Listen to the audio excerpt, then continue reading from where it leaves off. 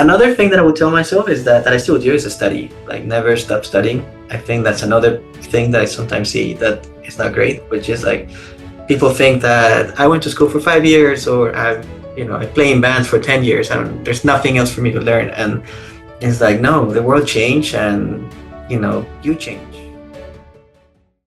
Welcome to the podcast today. My special guest is Juan Cortés Arango. He is Colombian composer. You've done a lot of orchestration. I know over time. You've been a music producer. I know, Juan, for films, television. You're living in LA. You've got the fires out that are all too close to you now. I know with what's going on with when this interview is happening in California there. So I'm glad you're okay, and I'm so glad you're on the show to kind of share with us today.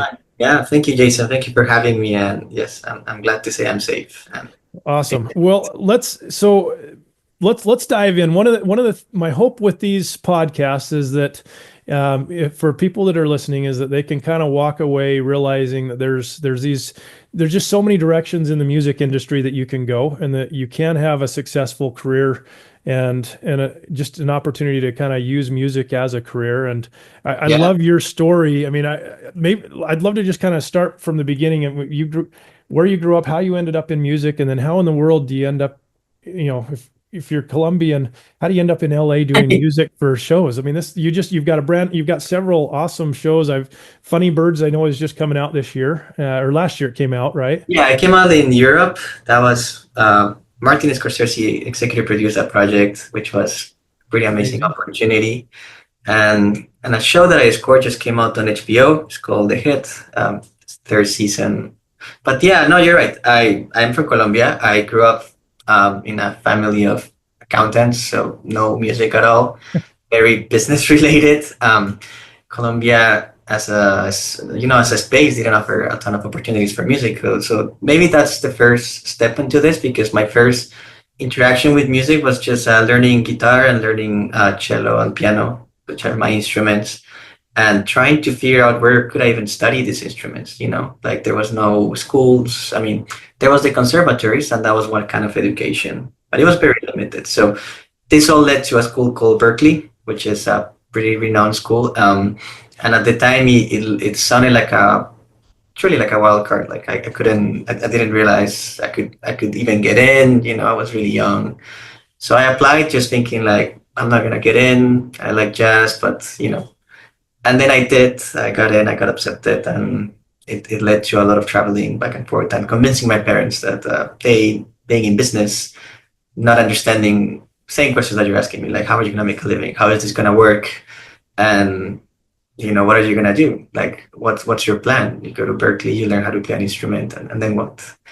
And I think, and while I was at Berklee, I actually, I ended up convincing them to let me go. So they said, okay, fine, go. And eventually my dad always told me, like, one day you'll wake up and you'll come back and I'll give you a job and that will be your life, So he never really, and for years, I remember, like, he believed that very strongly. He did not believe music was a path. My mom, on the other hand, was like very supportive. I think you always need that unconditional support in whatever you do. Like there will always be one person that looks at you, and I think that's pretty elemental to what you need to do. You need someone that believes in you, that reassures your beliefs. My mom was that for me. And then I went to Berklee. I got really bad tendonitis, so I could no longer play my instruments. Couldn't even hold cups for like a month. So at Berklee, I had to ask myself the same question again. It's like, okay, I'm here. I thought I was gonna be a guitar player somewhere. I guess I'm not. What else can I do? And some friends had spoke to me about film scoring. There was a film scoring program at Berklee, and it's kind of a niche program. It's not very big. It's like 80 people. The school itself is not that big, but it was like a niche little thing. And I looked into it. Didn't really. I mean, I love film, but I didn't know there was a career path to become a film composer. Like every film composer that I knew was really coming from like having performed for many years, and then then they would transition into film because they knew a director for like their career as musicians. But I didn't realize that now we have like another different path, which is you can be more acquainted with what film entails, kind of like skipping the whole artist thing. And Yeah, same thing. I applied. I ended up getting in, and then there was another program at Berklee called now it's called Electronic and Production Design, which was very much focused on electronic music and electronic technology. I mean, music technology. I'm sorry. And that was for me very important because it showed me that music could be very broad conceptually too, like beyond what we know of music. Because in music technology, there was like a career path to become a music therapist or a music technologist, which was, has nothing to do with writing for film or even performing. It was really about like my teacher at the time was developing a piece of software that would allow patients to like translate minimal movement into sound just to help them like stimulate their brains. Um, and then, that was for me like kind of eye opening because I didn't know you could do that. I didn't know you could use music in spaces like that. And and then from that I started to get more interested in collaborating. I think it was just like people outside of my field. And that led to I ended up doing some musical theater classes with another school called Emerson, where I met another friend, Kayon, and this all became key collaborators in my journey. So I feel like my first lesson was every person that I met up to that point later become instrumental in what would happen later. Like every relationship became a door to another space or another field. So, for example, with Kayon was this friend of mine who's very into musical theater. He has a very different approach than I do. And then he ended up bringing me on board on a musical theater play, like a school thing. I enjoyed it. And it was like one of the first things that I did where I didn't need to play. I was writing music. So it was like a cool space where I could like practice performing music in a way without me being the performer. And that led to composition and then film scoring, kind of like open more doors and so on, so on. Then anyway, that's cool. So that's how I ended up in, music school. And then I graduated. Everyone was asking me what I was gonna do. So I was, coming to my final years at Berklee. My arms were better. I could play again. And then I was kind of like wondering what would happen. Like, what would I do? I wasn't still super sure about film. It was like an opportunity, but in the end, I wasn't really sure. Like, I wasn't so sure how it would look. And my best friend, Richard, he decided to ask me if I wanted to work on video games. And I said, I don't know anything about video games, but sure, why not? What do you need? He's like, well, there's a lot of music that can be done, but there's this other very technical limitations. Like at the time, music could only occupy a certain amount of space in a disk or a certain amount of space in a memory card. So suddenly, all my music technology background was paying off. It's like, oh, don't worry, I know how to do this using this other program, or I can get creative and record just one instrument, whatnot. And I ended up doing that. So I arrived to LA with them, and then we had this company called Hexany Audio. And Hexany went on to become a pretty successful video game sound and music company that, that was like 2014. And nowadays Hexany is doing a lot of Tencent games, Age of Empires, the new game. I don't remember what else. It's like, nowadays it's like a very, very successful and kind of like remarkable to see what has happened with that company. And that was like, at the beginning we were doing slot machine games, whatever. It was just like very early stages. And then, I wasn't very interested in video games either. So it was like this constant, like a search of like, well, what do I want to do? None of this is really hitting home. Like all of this, like different outlets are interesting, but it all feels a little, outside of what I want to do, but I didn't know either. So I met some friends were assisting this composer, Heitor Pereira, and he was working on Angry Birds and he needed people to help them. And he gave me my first chance in a way. He was the first person who said, like, why don't you come do a test for me? He calls it a MIDI orchestration test, which basically you go in, you take an idea, you arrange it, and you make it work with the scene. And I did that, and he liked it. I enjoyed working with him. So I spent a few months working on that movie and working with their team and getting more acquainted. And I think it was at that moment where I was feeling more connected with the idea of writing and not performing. I think it was still like something that I was trying to come to terms with. And then it's like a train. Once I like jump in that train, I think it was just like, I think I assisted on 60 or 50 movies with different composers. Wow. And that all became also like its own, like its own universe. And at some point I had to stop and look back and say, well, I I've been doing this for, I don't know, I did it for like 8 or 10 years, where I was just working primarily as a writer. So I would go in, each show or each movie has like a group of writers that would take on, would help the main composer to finish, the project. And I learned anything from the most basic Pro Tools, template sessions. Like I had to like prep the stems to like I have to write the music that was going to be orchestrated and everything in between. So I saw every path and I started to realize that what I wanted to specialize was the writing. And then that started to hit more home. It felt more comfortable and more natural.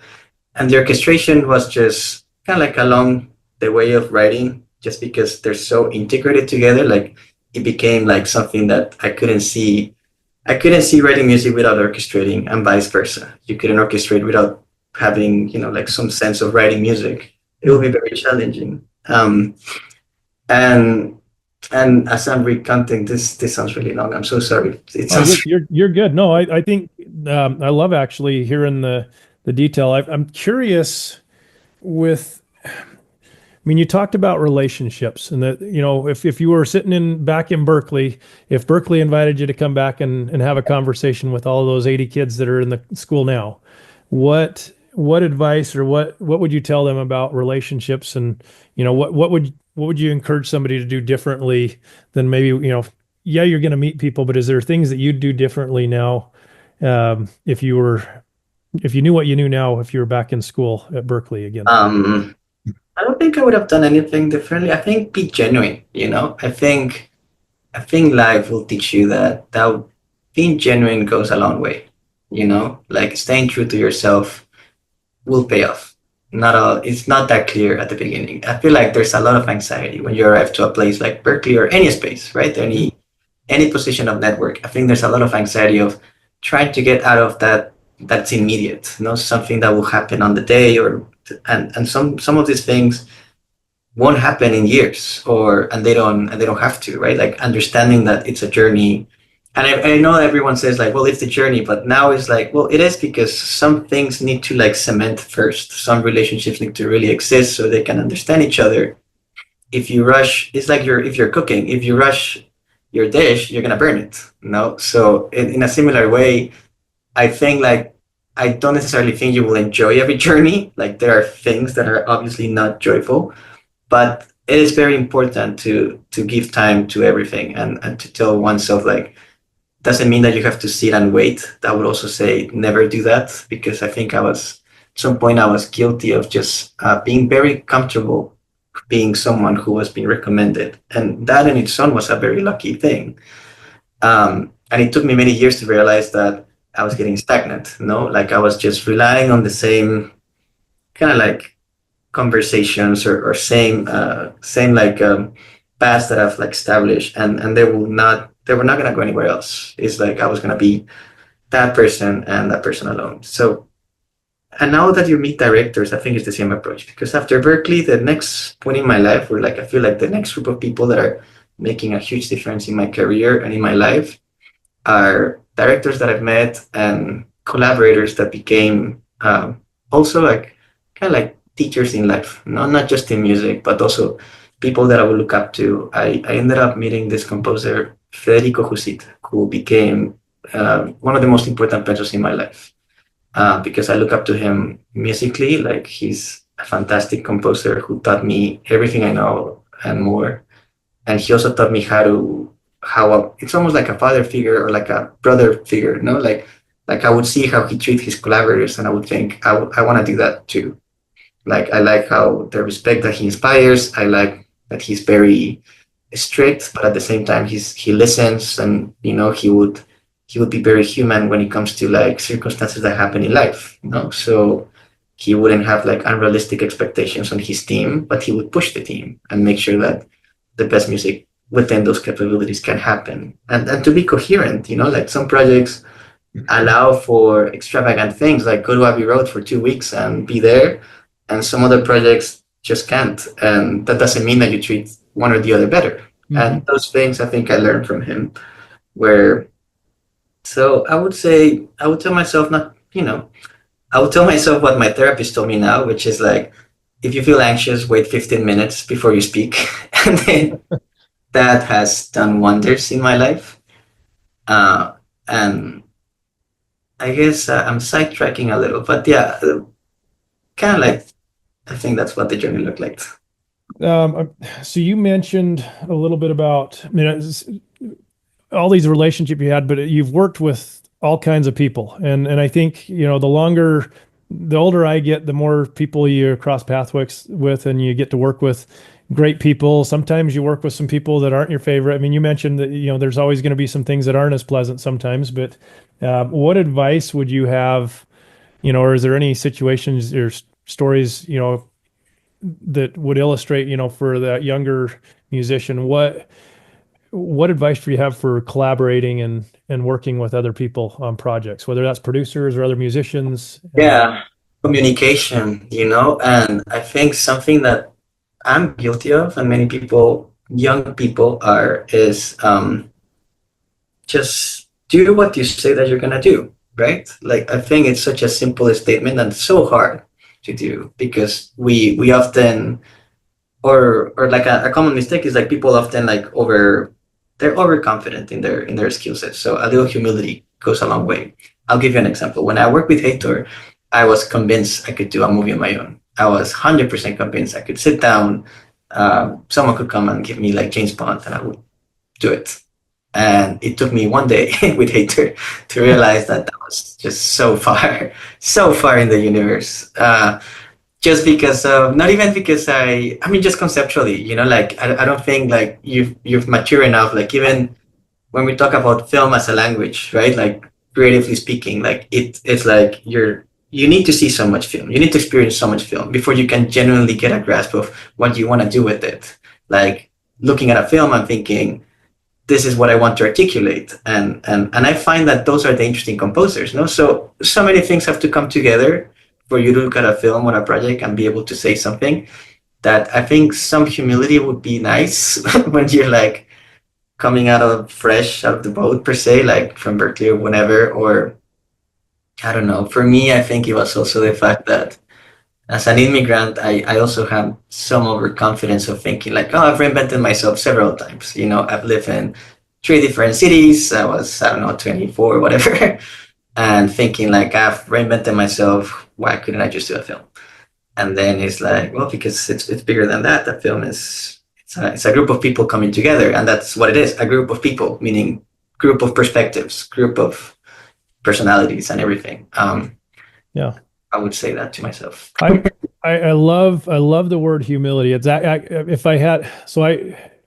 one of the things I've done over the years is I don't know how to say this in Spanish. Entomology is the study of words. I don't know if that's something but when you say humility, probably one of my very favorite words, when you look at where that word comes from with humility, it comes from the word humus. If you go back into Latin, and I don't know what it would be in Spanish, but humility and humus. So humus is like the most fertile soil you can get. Like if you're a farmer and you want to grow really good plants, you have like this really organic humus type of soil. Yeah. And it's what I find interesting with just looking at where that word comes from. A lot of times, I think when I was younger, or even like the younger, when we knew how to do everything ourselves, and then you get humbled or you have that humility, you're like, oh, all of a sudden. But really what happens is when you truly are humble, it's not a weakness, it's more of a teachable, recognizing the value of, when somebody 100%. Puts that seed there, it grows way better. If you think you know it all, man, it's, the other side of humility, when you get humbled, that's the bad version. I love that. I agree. I love the land analogy, but I don't condemn it either. Because it also comes from being young. You're youthful. You're very brave. You're very bold. So I don't think it's to feel bad about it. It's just something to, again, it will grow on you as you grow older. You'll be like, maybe I can stay quiet longer, and listen first. And Well, but if you earlier you were talking about it's important for people to believe in you, and I honestly, as I've gotten older and older and more experience at things, I see people who they have all these talents and they have all these abilities, but they don't believe they're capable of doing a thing. And yeah, it used to drive me crazy. You go to some of these conferences or, places where people want to just build you up and like, oh, you can do this, believe in yourself. And part of me was like, oh my gosh, just teach me how to do the thing and let me do the thing.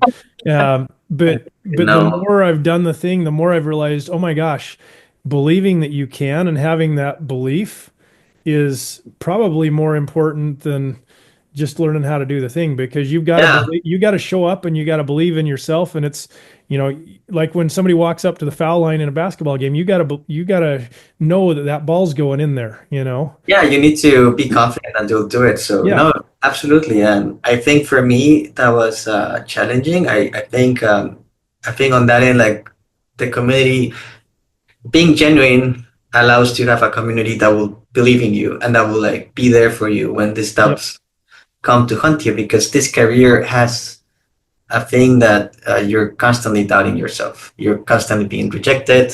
Like I remember talking to my wife about this, but it's funny that, or even like my colleagues, and I'll be sad about a project that I pitched for and I didn't get a call for. And then he'll be like, oh, that just happened to you once. And I'll be like, is this? And some of them, it was very enlightening to see that it happens even, I mean, it's also sad, but it happens at every stage. Even when I've heard plenty of people who, after the Oscar nominations or things like that, they were like, okay, I'm done.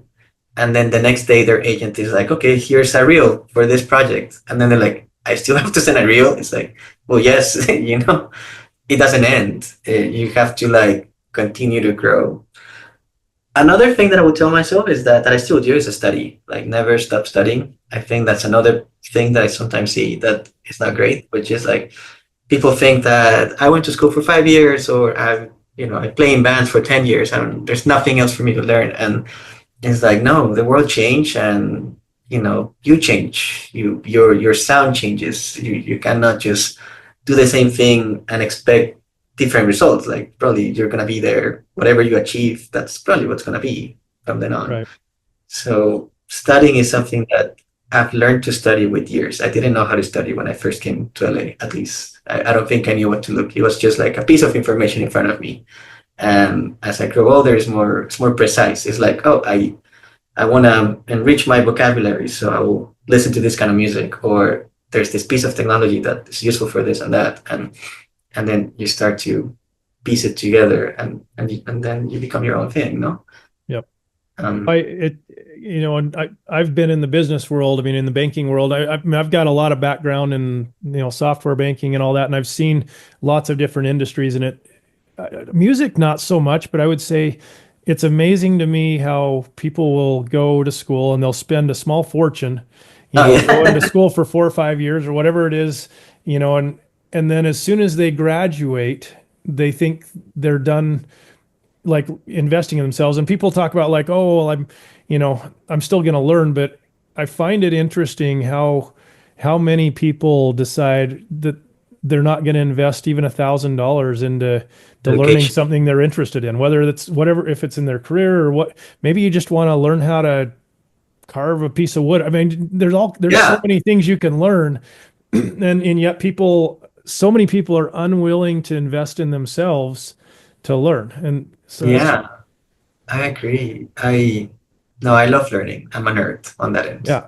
Well, and I still remember, like you look at Tiger Woods and like all of these great athletes that are out there, and almost, I would say, without a doubt, every single one of the top performing athletes have a coach. Like Tiger Woods, back when he was, the best in the world.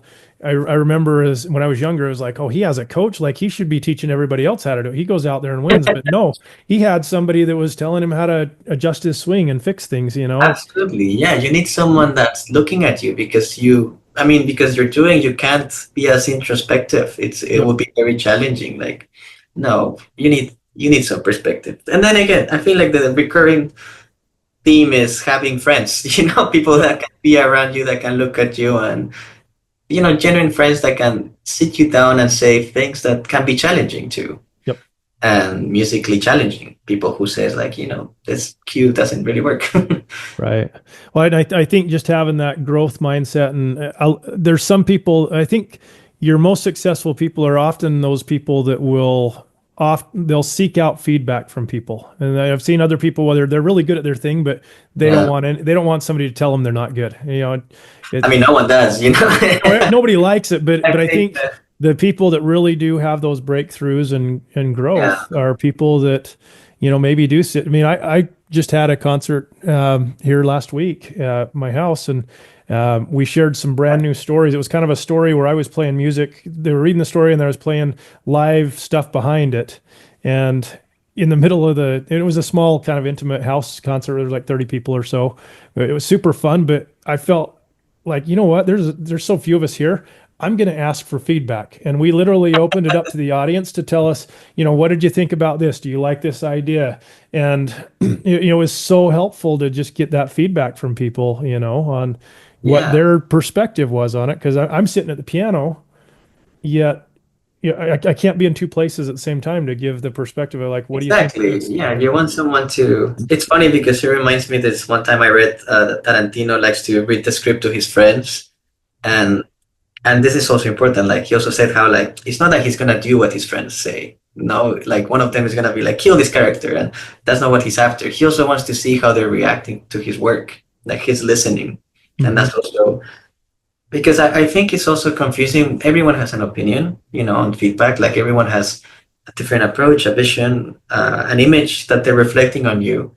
So I think it's also important to, like build your own kind of like compass that you're like also thinking like you're going to take, everyone is going to give you an opinion. Everyone. Whenever you open a conversation, someone will share their opinion with you, whether you like it or not. So getting upset at it, it's irrelevant. But like being able to like discern like, all right, in this statement that you've given me, what can I use, and being open to receive it. I mean, like this that you're saying is good. The basic things like don't be late. It's that's another thing. Don't be late. Never be late. It's good advice. Never be late. So I'm curious. So one of your more recent films was the Funny Birds, kind of the collaboration you had with several really cool people. But I guess producer was Martin Scorsese on there. So very well known people. So what advice would you have for others? When you do get. I mean, oftentimes we feel like we're in the room with maybe people that are out of our league. Maybe big deal type of things. What advice do you have when you have that opportunity, that situation? What have you learned from? I mean, you've worked on a lot of really cool projects with a lot of amazing people, but I mean, what advice do you have for people? I mean, maybe I can say, for example, that project. I've known Marco and Hanna, the directors, for many years. Like I worked on their first film, and we went to Cannes in 2018. Cannes has this new. At the time, they had like a new program for like new directors. They were the new directors, and I was their friend. Who again, I met Marco like on a coffee shop like a year before that moment. And I say this because by the time that Scorsese and Funny Birds came to be, a few years have passed by, but our relationship to me felt strong. Like I knew them personally, so when they called me, I was open to the idea that they wouldn't call me because of what you said. Like it was like, okay, this is bigger leagues. Probably you're gonna call someone on that realm. Like I'm still, even though I'm pretty content with my journey, I'm also very realistic. Like I'm still like an up and coming composer.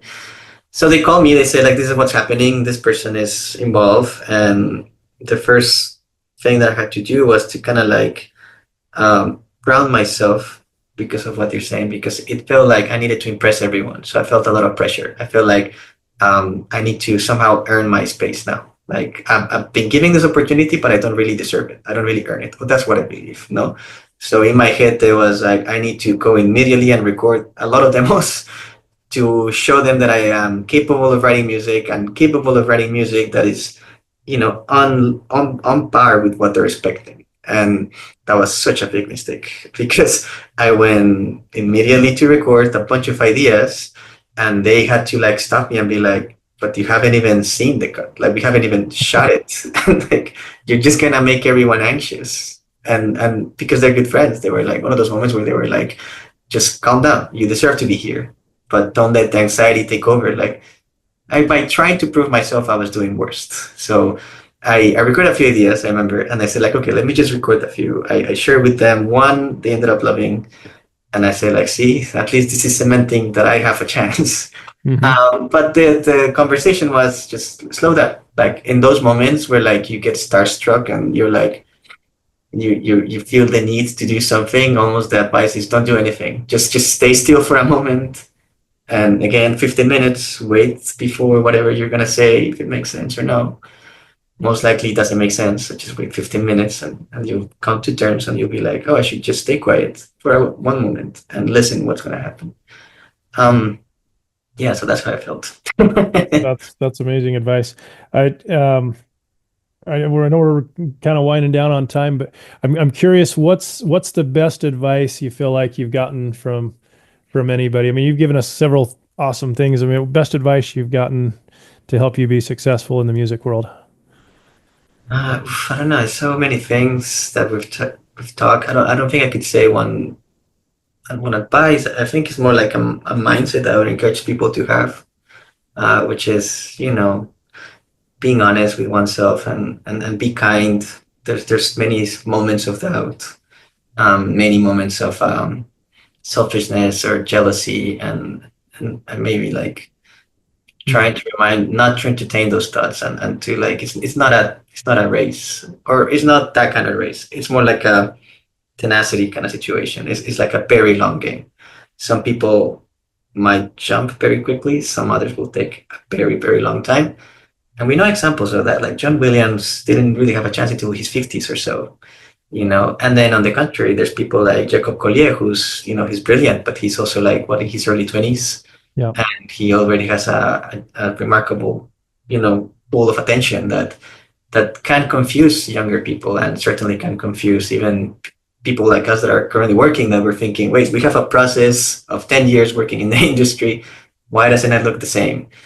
And you have these doubts that can cloud your judgment. So I think it's very important to be kind and to remember, like, no, hopefully you've done what you can do best with what you have. And if you want to change something, you can. Just don't be harsh on yourself unnecessarily. Yeah, that's great advice. Last question for you.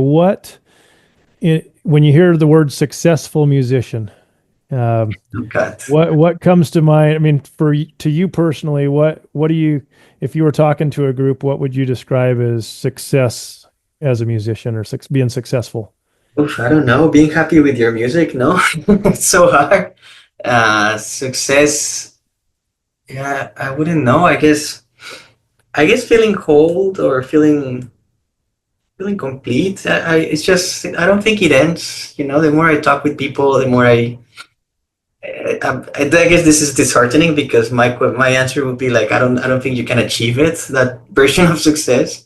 It's more like you just keep pursuing this idea that you want to write different music, be a better performer, and I guess what goes along with that, be a better human, be a better parent, a better spouse, try to do these things that would potentially make your life better than if you don't, Success to me would be a career that allows me to continue to do that. If I have a career that allows me to continue to have the films and pursue my music endeavors, that to me is what I'm striving for success, just to continue cementing a career that allows me to just continue the music and film. I think doing what you love. You used a word earlier, just a second ago, that I don't know that I've ever heard anybody use to describe success. You said it makes me feel complete. Yeah, I think that's something that I've been longing for a long time. Partly because I'm an immigrant, so I feel like, to me, having a home is very challenging, because so building a home became very important. So having my wife and eventually a kid or having my dog, like I think and I think music to me was that space where it just travels with me, right? Whether I'm in Europe and South America and Asia, like wherever I have been, music is always been that thing that I can carry with me that I don't need to worry about. So that was in a way home, right? Hmm. But now I get to share it, and so I've been realizing that okay, the only thing that I know to do, only thing that I know how to do is music. So I'm gonna use that to hopefully provide for me and my family and give me that sense of being complete and at peace. I love that word. I'm just thinking of like, in order to feel complete. I mean, we need those relationships in our life. You have your partner, your family, whatever that is. And I think in a lot of ways for people, and I'm not a psychologist or anything, but I think that's an interesting way to describe.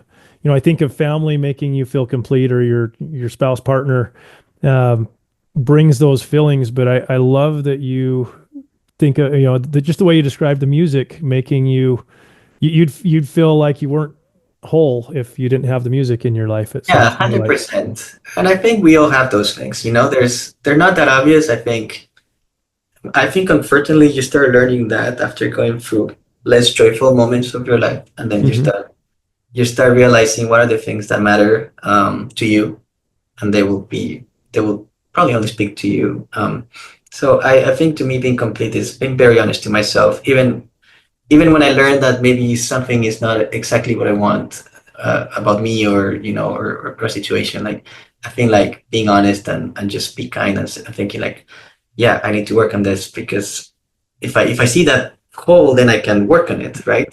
Yeah. And I think music behaves the same way. Like when you're learning music, you're learning a language, you want to play like Keith Jarrett, and then you look at his chords and you're like, I'm missing those chords that he has. Then you see the hole, then you can fill it in. So Yeah. that's my philosophy. Is like studying is basically filling holes.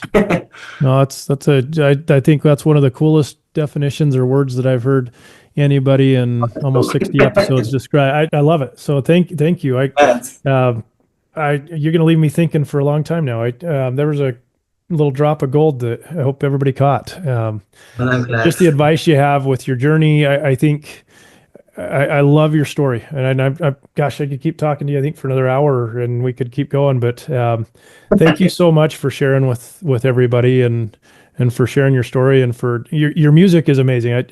I was almost late for the podcast because I was in the middle of listening. I kind of got distracted. I was like, oh, this is nice. It was just so definitely, for anybody listening here, we'll put some links in the show notes, but go check out some of the songs. Again, it's Juan Cortés Arango, right? Is how Yeah, I that's would me. say that. But it's some great music, and I think an even better human being. So Man, perfect. Thank you so thank much for having me, thank you Jay. so much for taking some time and sharing some wisdom with us. And I feel like I've got a brand new friend as well. I'm gonna have to go Me have you take too. me to Yeah, Colombia one of these days.